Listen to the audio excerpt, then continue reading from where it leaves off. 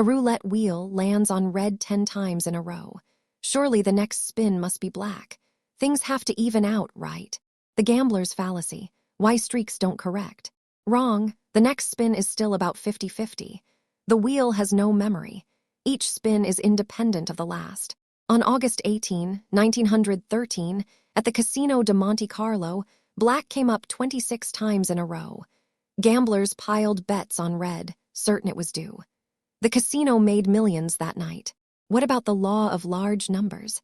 It says proportions converge over the long run, but it does not say nature corrects past streaks. It says streaks get diluted by future independence.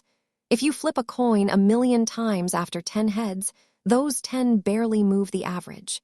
Convergence comes from more, not from balancing. There's a cousin fallacy, the hot hand, believing streaks predict continuation. Both fallacies share one root, pattern hunger in randomness. The dice don't owe you anything. The wheel doesn't either. Every spin starts fresh.